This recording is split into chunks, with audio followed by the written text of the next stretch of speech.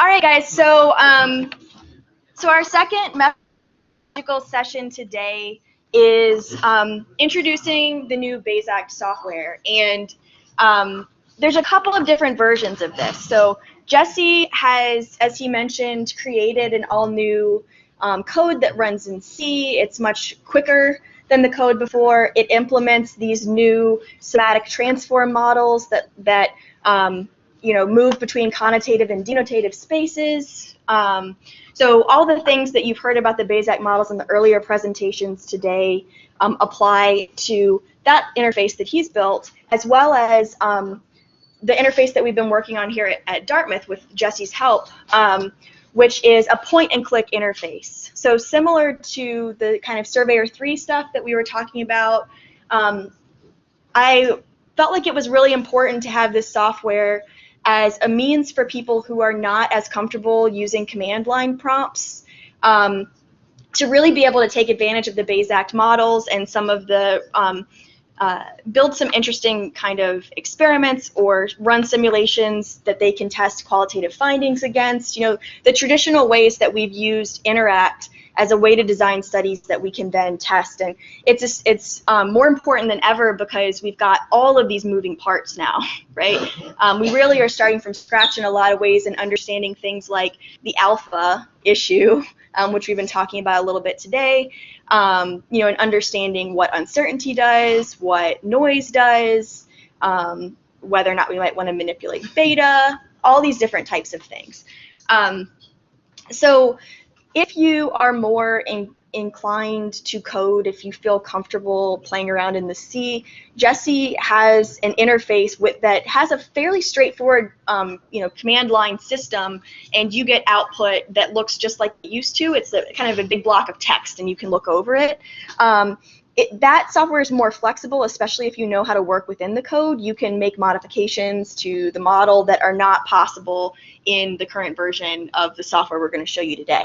But there's a few kind of key advantages of this, what we call GUI, graphic user interface version of the software that I wanted to point out. You'll find a little short kind of instructional guide in the packet that I gave out yesterday. It's on the left in the back. That walks through what those benefits are and some kind of basic instructions for how to use the current version of the simulator. But basically, one major advantage is just that it's a simple point-and-click kind of interface. Once you get the hang of it, it's pretty simple to navigate. It gives you 3D data visualization. You can kind of grab the plot and manipulate it around and see things from different angles, which, as you'll find out very shortly, becomes super important when you're dealing with the output of BayesACT simulations.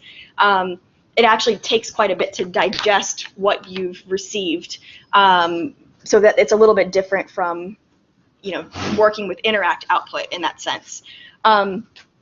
It also has a really flexible design that capitalizes on a lot of the benefits of the new models that Jesse's put together. So using the software, you can specify multiple identities and their relative probabilities for each agent you're simulating. So you can say this person is 0.5 professor and 0.3 mother and 0.1 something else, right? You can specify what that distribution looks like. You can also model one agent's interpretations of events or both agents simultaneously, as Jesse mentioned. So it adds this wrinkle of being able to send behavior and emotion signals simultaneously. And you can modify several of the model parameters, not all of them, but the alphas, the betas, and the number of samples that you're using in your simulation, right? So it has a lot of the key elements that you might want to manipulate for study designs or tests of ideas that you have. One of the really nice things that I really wanted to push for with this software is that it would not require you to install any additional software, to know Python, to do anything else, that it would run on any machine, which it will eventually run on Windows. It's not running on Windows at the moment. But the idea is that if you download the right version for your computer, you open it and you run it, and that's the end of it. Right? It would be just like Interact in that sense. It should run on virtually any machine. You are? Okay, so folks can try. I couldn't get it to run on the Windows machine that we tried 32 and 64. How does it work? Yeah, so I mean, you're welcome to give it a shot if you want to see if it'll run on your machine. I've got it running on Mac fine. Yeah, so the software comes up, but the data, it doesn't populate the data. Yeah, that's what was broken about it. So you can still, if you want to open the interface and look at it, it just doesn't, the data is not populating from the demos that we're running today. Yeah. We should have a debug session tomorrow. Yeah, and just do the demo today. I should mention, like, one of the things we're really hoping to accomplish today is to get your feedback on this, right? I really want this to be something that if you have an undergrad or a graduate student, or you are a graduate student and you have a passing, casual interest in BayesACT and you want to know more about it, that this is approachable, right? You don't have to invest a lot of time in learning how to code or installing. Like, even for me, when we were working on the ASR paper, just to get the actual Python version of the software running on my computer took an irrational amount of time because there's all these different packages you had to have and stuff. So I wanted it to be something that had no contingencies and that was fairly straightforward and interpretable for people. So hopefully this will be that once it gets into its final state. So we'd really, really appreciate your kind of user feedback today, tomorrow, or anytime going into the future, because this is obviously a work in progress. This is hot off the press. We literally just finished this like 5 minutes before like 5 minutes before this session. So Doug's been working super hard to get the latest version implemented. As I mentioned, this isn't in its final state. There's some features that this will have that are not represented in the current version.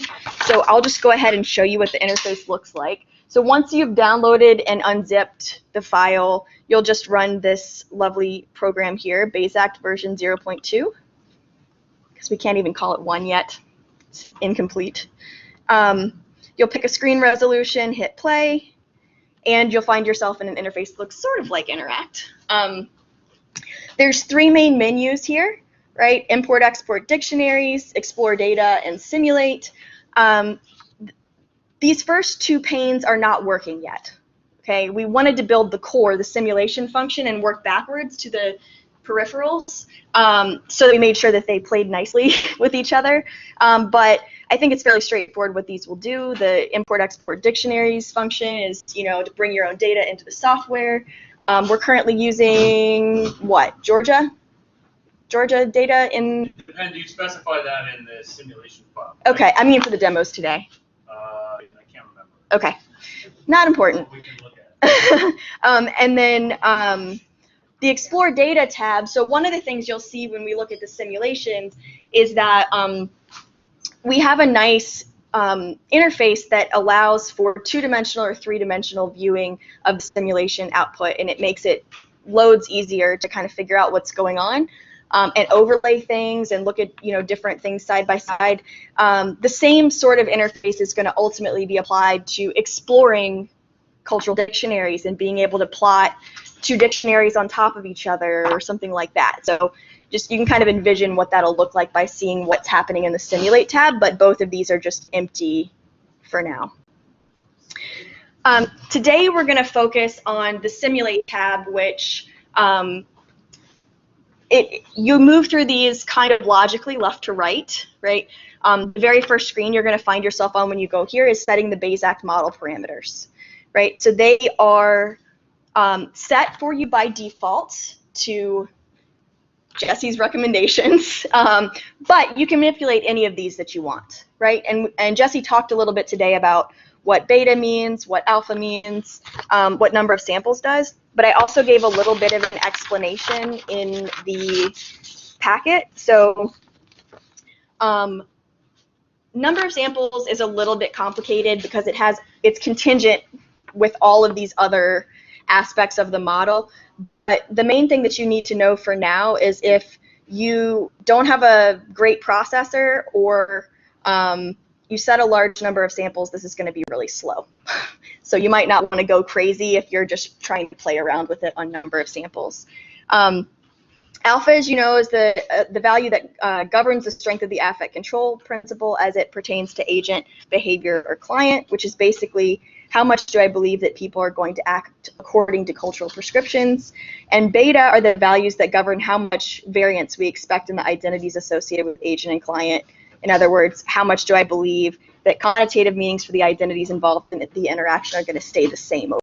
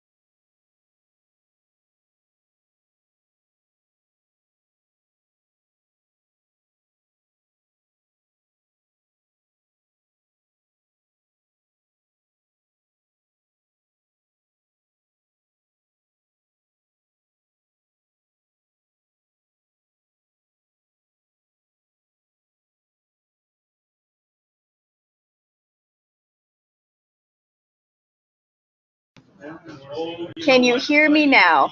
So re-download it. So delete. So you're using the one that I copied.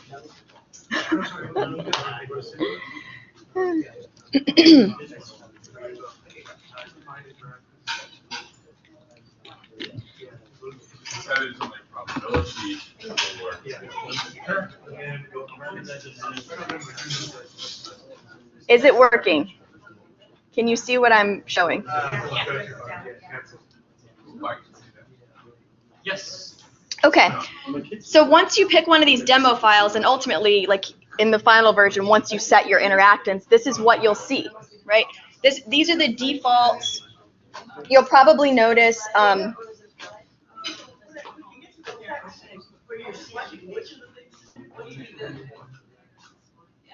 Let's get the room together and focus on the demo. Okay. So that tech support will happen another time.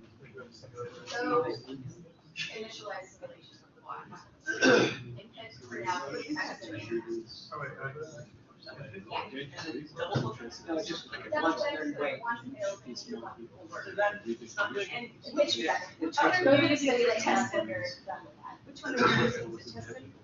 Test and interact is the first demo file that Jesse's going to use. Just go to the simulate tab. Okay, guys, so just to clarify, like I said before, you move left to right. Once you're done on each screen, you move to the next screen yourself. It doesn't automatically take you. So you'll set the parameters. Then once you've set the parameters, you'll click Define Interactants. In our case, you'll pick a demo file. Ultimately, you'll actually define the interactants. And when you're done there, you know, in real life, it will show stuff, but right now it doesn't because it's a demo file. And then you click Simulate Events, okay? And then you should automatically see what I'm seeing right here if you pick Text Sim Interact. There's a couple of really cool things about this interface. So one is that you can snap your view to any orientation you might want that's 2D. So what we're looking at right now, E is the x-axis, P is the y-axis, and A is the z-axis. It's going away and towards us. No sound again? Is it always defaults to no sound? I clicked it. At least. Try again. Actually, my mic has just been down. Try it. Hello, hello. Hello, hello. Okay. But you can snap to other orientations that are 2D and get different angles on the data. Okay? So sometimes it's just too much information in BayesACT to process mentally at once, and snapping to a 2D is sometimes helpful in just like getting slightly different perspectives on the data. But the super cool thing is that you can grab anywhere on this plot and move it, and it becomes 3D. So you can manipulate this and look at it from any angle that you want to. And this jiggle function, you see they're dancing around. This is because a lot of times points wind up obstructing each other from your viewpoint. So the jiggle thing lets you see all the stuff that's there, but you can turn that off if you don't want it to do that.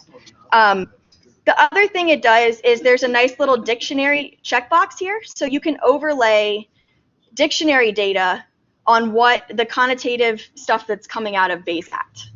And you can compare the actual, you know, EPA values and what they mean back in the dictionary that you're drawing from for your study. And any of these points that you click on, it'll tell you what it is, right? Your EPA, what the associated label is. So I just picked rapist out of thin air.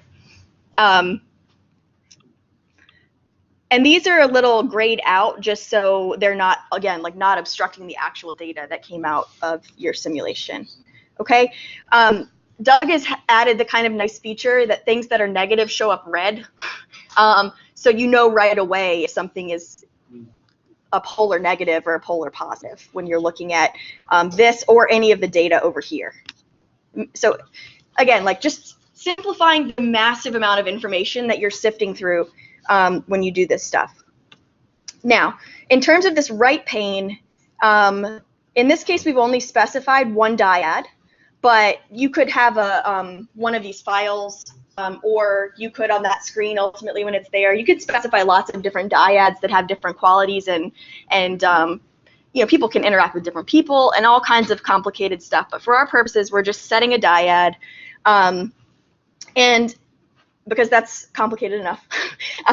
And when you look down here, you'll probably notice that you can compare the situation with two viewpoints side by side at the same time. What we've got here is, because there's basically four distributions in BayesACT for the identities. There's the current agent's perception of themselves, the agent's perception of the client's perception of themselves, and the client's perception of the agent, because everything's happening simultaneously, right? Or can. So that's a lot of information, right? But one of the nice things here is that with this viewer and viewing tab, you can either say, I want to know what Hank thinks of himself versus what he thinks of Tom, and put that list of information side by side and visualize those things together. Or you can say, I want to know what Hank thinks of Hank and what Tom thinks of Hank, and visualize those things side by side. So these are just some tools that, and as I was brainstorming, I thought would be useful to social scientists for the types of things we typically do in constructing experiments and other types of research for testing simulation data. But I'd really appreciate your feedback about how well this is working and if something is missing. As you'll probably notice, there's four values here. The first value, the one that's in blue, is the probability. Right? So we're looking at the probability of different emotions, and as you can see, awestruck comes up. Awestruck. But you can view emotions, you can view behaviors, you can view identities in the same way. There's only one identity each here because this is the initial specification that we gave to these people.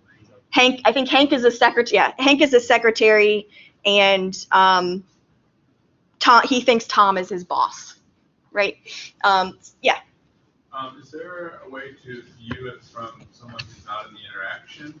I mean, I know everyone has to have their own sort of belief system, but in Interact, you can view it from, you can think about viewing the actor or object or the whole thing from a third party. So you can do that with the models, but we don't have anything in the interface that, okay. Like the current dyads we've programmed for this demo, that's not one of the ones we programmed, but it's possible. I mean, it's possible, but we need to think about how the interactance versus the viewer viewing thing would work for those types of situations. So that's a great point. The third thing that social scientists want to use is yes, how is this viewed from an outsider's point of view. Yeah, that's a great point. Are you making notes, Doug? Making that note. Okay. Excellent. Okay, so anyway, this gives you a basic idea of how the interface works. The next situation has the same basic structure, except this is the planning aspect, right? The current situation tab is what happened just now, right? It's the output of whatever happened in the last round, or at the moment, it's just whatever you specified about the situation. The next tab is planning what you're going to do in the future. So, this is where you actually start to set different outcomes here. And Doug added the nice feature of actually having the display at the bottom of the screen what you've specified, because there's so many moving parts here. It'll actually tell you how Hank thinks Hank is feeling, and how Hank thinks Tom is feeling, and what their actions are in a sentence. So it's just, you can feel really confident that you've done it right, because we found that one of the trickiest things was knowing who was seeing what from whose point of view. It's just, there's a lot of viewpoints at play at once. So this table is really helpful, and once you've made your settings, you can hit run, and you'll automatically be dumped back on the current screen with the results of that iteration. Okay, so hopefully the structure is fairly familiar in terms of Interact. If people are familiar with Interact simulations, behaviors and emotions, because they don't know if you can specify different things. Yeah. Yeah. So this is where you choose actions and emotions for people to convey. All right, and I think as Jesse plays around with this, you'll get a better sense of how those things work. So full disclosure, like I said, we just got this ready like 5 minutes before this session. So I think we're gonna have Jesse kind of walk you through some simulations, but he ran them with his his console. We haven't even run through these in this yet, so this part might be a little glitchy. We have no idea, but at least hopefully you'll see how you click things and what stuff comes up and what you can see and things like that. So.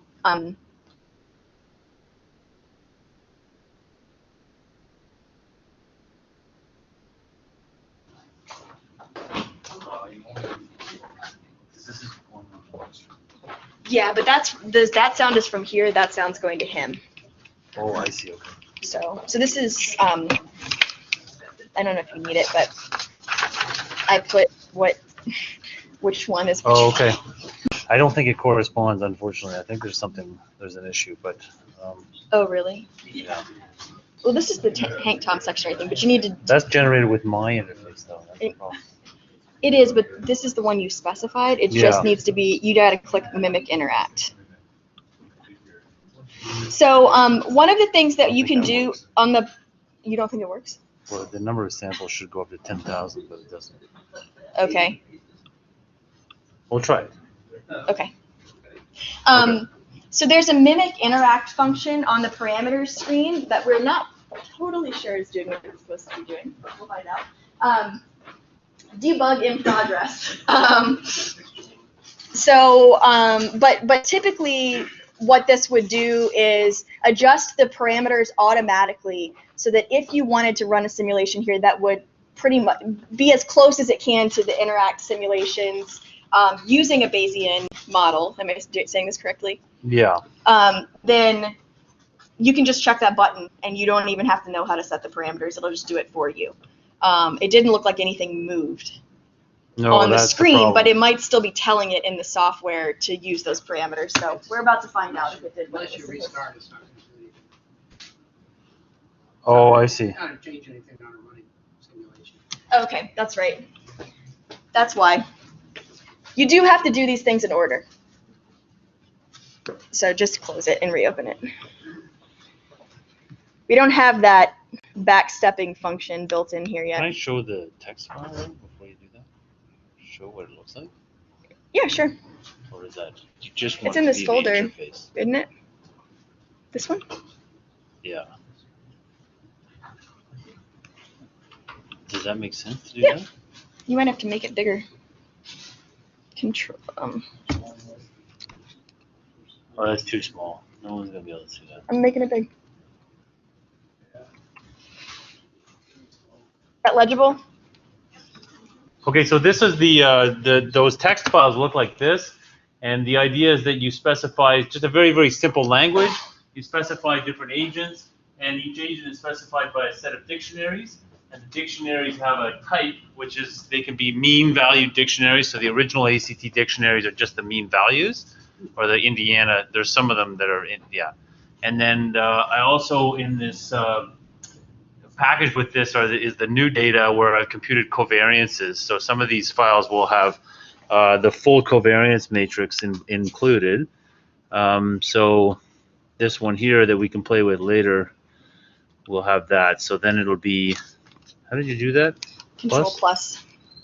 I mean command plus. So then these ones here have a covariance tag, and that means that they are including the full covariance matrix, right? So then you define different agents. So this is a different file. So you have Sally and Tom and Dave, and you specify their dynamics files and their emotions files. So they can all be different, right? They can all be using different dictionaries if you'd like. And then you specify a set of interactions where you describe how each agent sees each other's agent. So for instance, Sally is, in this case, Sally is, Tom, I think Tom is Sally's boss. She's the secretary, but they're also having a love affair. And so Sally is, oh no, that's not this one. Yeah, that's another episode. Yeah, this isn't the right one. So, so one of the interesting things you can do though is you can see, so you can specify different distributions. So Tom sees himself as an executive when he's interacting with Sally. Oh, this is the one, yeah. I think I changed the first one. Tom sees himself as a little bit of an executive, but a lover. But he sees Sally as a lover and a little bit of a slut and a secretary, right? So he's got a different view of Sally than she has of him. You can also do things like specify Tom's view of Dave. Dave is Sally's husband, and Tom doesn't know Dave. And so you just leave this blank, and it means that Tom will have no idea who Dave is. So it'll start off with a completely distribution which is spread over all the identities in the dictionary. So you've got those descriptions on the back page under examples of your little handout, just to at least kind of explain how in his code it looks. So I think maybe what I'll do is I'll start this again, and maybe I'll go through this one rather than the interact one. Okay. Go through the love affair. Well, I mean, I think for some reason it's got a slight modification to it there, but I think I went in. SB1? I think it was supposed to be test sim 2B, which is not included, but let's just try this. Okay. This one's just a little bit more interesting because it'll have some multimodal distributions.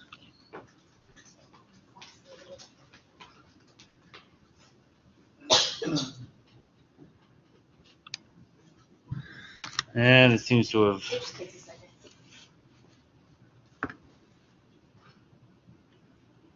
The live stream's probably affecting the computer speed too, in terms of.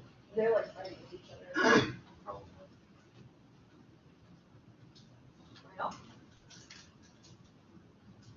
I have a question while we're waiting. Yeah. So I saw that there was male and female emotion and impression equations specified there, but I didn't see male and female dictionaries being specified. Yeah. So does it pull in the dictionary and then you choose the viewpoint, or is that? No. So so there I haven't implemented we haven't implemented the gender. You would have to define two different dictionaries, one for males and one for females. Like the Indiana dictionaries have. Each row of the dictionary has a label, EP&A for male, EP&A for female. And this software just reads the first three and forgets the rest. Okay. And so you just have to make another dictionary for females and use that one, right? So in fact, everybody in these simulations are males, even though they have female names. So, but you could, actually I think I'm using the dynamics equations for females, but you can specify it all in that text file, right? Georgia dictionary that you're using is probably combined. Yeah, I think it's combined, yeah. You didn't find evidence that would suggest that you split it up. Right. But the thing is that using those text files, you can specify, which will eventually be in these tabs, you can specify any dictionary you want. So you go and construct your own dictionary and put it in there, and then you can use it, right? So, okay, so these are these distributions now. So these ones are coming from this Georgia data, right? And they include the full covariances. And so you can see what's happening is that the covariances in this data is huge, right? And so this is the spread of points. This is a set of samples drawn from these two identities. This is Sally and Tom, so it's like secretary and boss again. But you can see that they're really spread out, okay? But that is what the data, I mean, that's what this data looks like. So you can go to, so then up here you can select different ones. So you can say, let's see what Tom and Dave look like. Okay, and then this one's even more spread out. So this is the red dots are Tom's view of Tom, and the green dots are Tom's view of Dave. Is that right? Yes. And remember, Tom doesn't know who Dave is, so you can see the points are just completely spread out all over the place, right? So the variance is much, much bigger. Does it mean anything that they are actually outside the scale? Okay, so the scale, I mean, you talked about 4.3 yesterday. Yeah. In BayesACT, that means nothing. The 4.3 is not a limit. And you can have EP and A go off to whatever it wants. There's no constraint on it to stay within minus 4.3 to 4.3. That being said, I don't know why, because these should all be within that range. So it may be the case that this scale is not 4.3 to 4.3. Something going on with the display there. It's how many grid lines are, looks like 4. That's more than 0.3. Yeah. 4. Are each of those points labeled identity? Well, it should be plotting the. Is this part of the distribution, or is it a label identity? It's part of the Oh, I'm sorry. You're right. You're right. Identities of the dictionary. No, so these points are actually random draws from a multinomial normal distribution that has a covariance matrix that is the same as the one from the data. Okay? So that means I am taking the Georgia data, computing the covariance of the data, and then drawing a random sample from that. So that normal distribution, then just normal distributions go to infinity. So there's some probability that I draw a sample way out in the middle of nowhere, right? So these don't have labels associated with them, but if you check the dictionary box, it will overlay the dictionary values, so you can see what labeled EPA values are nearby, like where things pile up if you are interested. But if, yeah, I totally get that mathematically, numerically, that BayesACT has no limits. You know, Right. Right. It doesn't go from +4 to -4. But what does that mean intuitively, theoretically, about labeled universe, in the sense that our dictionaries only go out that point? So what something, yeah. So would you say something like that person is so villainous that I can't even think of them Yeah. as being a villain because they're more negative and more powerful or whatever? Yeah. So my feeling. Yeah, my feeling is that there's some kind of squashing function at work, and it is the fact that when you do these semantic differentials, the endpoints of the scale are infinity, right? So you say infinitely powerful does not give you a plus infinity in P. It gives you a plus 4.3, right? And so there's some kind of squashing function at work there, and somebody should figure out what that function is and how it's getting into this model. But you could put that squashing function into BayesACT, and then those values would never move beyond 4.3, right? And the whole mechanism would still work. It's just that the normal distribution wouldn't have tails that go to infinity. They'd be squashed to 0 after 4.3, right? So you'd be working in a bit of a non-Euclidean space, which is fine, right? You could do that in BayesACT. So squashed Euclidean space. Something about Interact is Interact is doing this anyways, and I haven't quite sorted out where that is happening, but it's in there somewhere. So for now, we're just kind of ignoring that and moving on. So, but somebody should look into it. Yeah. Okay, so then what you can see is the current identities in this case so they've already, looks like, been, oh yeah, so this, remember, is Tom and Dave. So I'm showing you Tom, on the left side here is Tom's view of Dave. Oh, sorry, Dave's view of Tom. No, because this one is Tom. See, this is where this isn't working. So let me see if I can simulate just from Tom's perspective.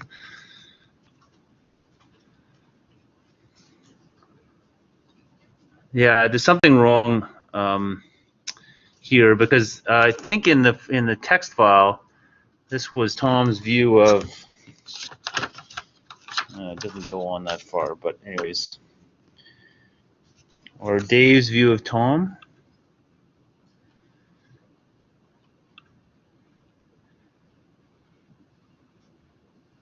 Here we go. Okay, so Dave views himself as a husband, a hero, and a father. So husband and hero are about the same, and a little bit of father sprinkled in there. And he doesn't know who Tom is, and so he's got this distribution over all the identities, right? So the denotative distribution is over every single identity in the dictionary, and so there's one that's a little bit higher, but essentially these are just all the identities in the dictionary. So he has no idea who Tom is. Okay. So then you can look up, well, what would he do in this situation? So you can say next behavior, and next behavior will show for Dave what he should do, and these are based on the fact that he has no idea who Tom is, right? So let's see, he's going to seek advice from Tom, and we'll say Tom will not act. Okay, so this is a situation where you can have both actors acting at once. So I could have Tom simultaneously doing something to Dave. So I'll get him to do something kind of nasty. Well, maybe he could kiss Dave. How's that? That's good. Oh, I know. He can just go right ahead and have sex with Dave. Okay, so now we're going to run. So you click on the run button, and this should do one update of the model. After a brief delay, because the live stream Okay, so you see that it's collapsed down a lot, but there's still these. Now we're down to some very specific hypotheses about what's going on. So I'm not going to be able to explain this very well because I haven't actually run through this simulation myself. We didn't wind up back on the current simulation tab for what it's worth, automatically. We're still in the next simulation. So what? Yeah. Why does it collapse to these discrete clusters that are far away from each other? Why would it be? Green is with green and red is with red. But that's a lot of. Why are the green ones so far from the other green ones? That's a What lot is that? of space between green clusters. Well, he's starting out with this massive distribution, right? And then there are certain parts of this that make sense, or I guess there are certain of these identities, maybe they are far apart, that make sense with those behaviors. So maybe. Click the dictionary button. Let's see what nearby those chunks. He's got a multimodal distribution. They both have two hypotheses. Two main hypotheses about what's happening. But they both observe the same thing. No, but you're Which is, a simpleton. I can't remember who did what, but Dave seeking advice and Tom having sex with it. And so given that they both, is it because they're two events that can happen simultaneously? Well, that's part of it, I think, but I don't know. I mean, we'd have to look in to see what's happening in the simulation. But those, whatever the case is, those blobs that are there are the ones that are consistent with the actions that just happened, right? So let's look at what's happening over here. So what you're supposed to do is you're supposed to now go over and look at the current identities and see how they've changed. So now Dave is still seeing himself as just hero and husband. So he's lost the identity of father through this. So I guess he wouldn't imagine that he's not going to be a father in a situation where Tom's having sex with him, maybe. And he sees Tom as a psychologist. So you can see the number of identities that he's got for Tom now have shrunk drastically. So Tom might be a psychologist with probability 0.5 or a sheriff, and then a couple of other ones are still. Okay, so that's his denotative interpretation of the. It stays down to a few discrete hypotheses usually, and then you settle on one. So this is what we found over like a few simulations, at least with the previous version of BayesACT. But instead of it squishing it into some point, it seems to be mushing it into various. Yeah, but remember how he started. They started with having no clue, right? Yeah, and we definitely get why it shrinks, but why is it coalescing on multiple points? They're different. Well, they're all There's multiple. Why is it collapsing rather than going to bimodal or multimodal? Keep in mind that he's using, we were planning on starting this with the regular mean data, but you use the covariance data. Yeah. So this means that we're working with all the variants that actually exist in the real dictionary. So if people disagree about meanings, then that's coming into this. So this is exactly The same action can mean multiple things, it's ambiguity Yeah. and So uncertainty. if you and I are if we're seeing the situation as the same thing, Yeah. but you think a colleague is, Yes. hero-like, and I think a colleague is kind of dull compared to the people I'm used to. And then you ask a question, and I seek advice from you, and you think of asking a question as being a super intellectually lively thing, and I see it as being, I get it Except now. take that example and extract it from individuals' points of view to culture. Yeah. and say that what we're doing when we're forming a belief distribution is we're projecting a hypothesis about what we think beliefs are in the world, right? We're modeling basically, if we assume that this dictionary is representing the whole full set of range of cultural beliefs that exist in the world, we're modeling a person who, as they're trying to say, like, I'm trying to guess how you're going to react based on the fact that, like, let's assume it's a situation where I don't know you that well, then I know some people feel like this about collaborating, and some people feel like that about collaborating. And so I'm actively now, with the covariance matrix, integrating those things into the hypothesis that I'm forming. So basically, if we used a dictionary that didn't have covariances in it, then it would be acting the way we thought it would act, which is. Yeah, I would think so. Yeah. More so, more so. And an assumption too that Dave or whoever is aware would be aware that other people might think that that's what some. Right, and this is where we get into the meta, like when I was saying, like, how far down the rabbit hole of the decision tree do you want to go? Because I think most people, in most situations, are not thinking that far. But here, Kim, there is no decision tree here. That there's no planning going on here. Okay. This is just raw BayesACT. Yeah. So we haven't put that in either. Yeah, So, yeah. but I can show you that as well. I mean, all of this is much on the command line. You can see everything going on, but you can't see this nice visualization. So, okay, so I'm just gonna do. I think we're sort of running close to time here, right? 1:30 is the end of this session. Okay, so I'll just do one more and see what happens. So I'm gonna make Dave fall in love with Tom, and Tom will propose marriage to Dave. I mean, they really went fast, but. But we don't have much time left. We don't have much time, so it's high time that they. Okay, so you can see that they're now down. These ones, the red ones. So this is Dave's view of himself, are collapsing even more, and now he's only got basically a bimodal distribution over Tom's identities.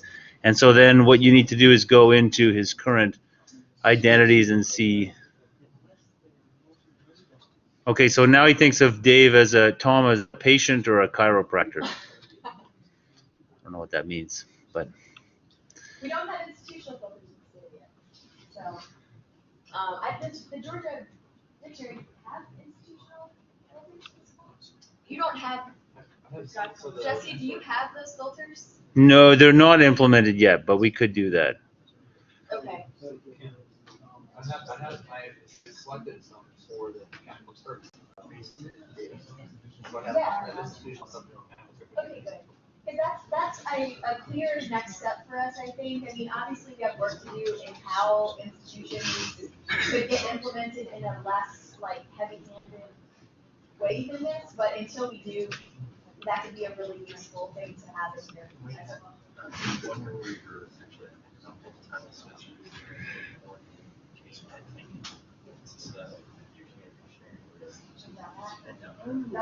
Have that information. Because if you can add that to the covariance matrix, then that would be awesome. Anyways, I mean, we're pretty much out of time. I sort of knew we weren't going to really get too far into this, but It's at least amazing, now you Jesse. guys have a passing familiarity But you with can what see the there interface was looks some like, Yeah. how It's you the can navigate covariance files. in there. So I you would Yeah. really appreciate it if you would Yeah, play around but they with see it, it's cool to like, see these with it, denotative sets of what labels coming up. So I made Tom do something bad, like persecute Dave, and you can see identities like freak coming in, Oh, yeah. right? See, it's like a Masochist, a Methodist.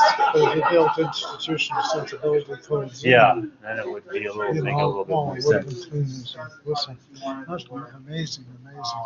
Without the variance, sort of get a sense, does it work like, I mean, in the past, you can make it work like interactive, really. Yeah, Right. the mimic interact button sets the parameters to be the closest approximation of interact that BayesACT is capable of doing, and super collapsed distributions. And you can use the regular median dictionaries and things like Okay, so that would be kind of the first. That's what if we're I were planning on gonna- doing first. Yeah, So, I would like, everything you takes know, on. then you can have, You know? what is variance, it'll be really Just a rule. interesting to go from, here's means to what is variance to. Yeah, we're gonna show you guys the interact version of that, then the BayesACT version of that, then this. But we just had breaks for these, and now they're married and, you know. Actually, I made them have a breakdown already, so it's all. Yeah. So, anyways, it's early days yet, but the simulations are all running. If anyone wants to play around with the actual code and try to run the simulations on the command line, then. Is that on your side? No, I haven't made it available yet, and you'd have to have a C compiler and be able to compile the code, which we could maybe get running. But then the command line prompts are really straightforward. It's like Tom : Dave. Yeah. You know? It's really straightforward. Like if you saw a file of how the code had been done for these, you could manipulate things very easily. Yeah, we can maybe produce a version. I don't know, Doug, whether we can make that command line version available. For a long time, you might prefer the flexibility of that interface, but for like walking students through how the model works, Well.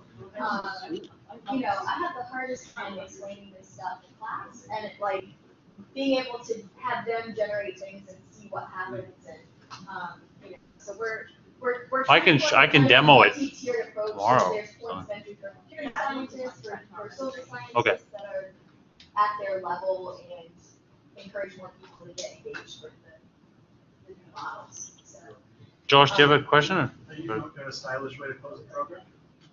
Have them both not act and then push run. yeah, that Okay. was very specific later. Yeah. It won't run if nobody does anything. So somebody's got to do something.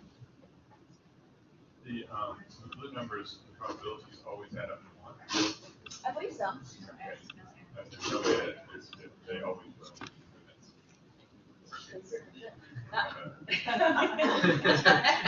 Yeah, that killed it.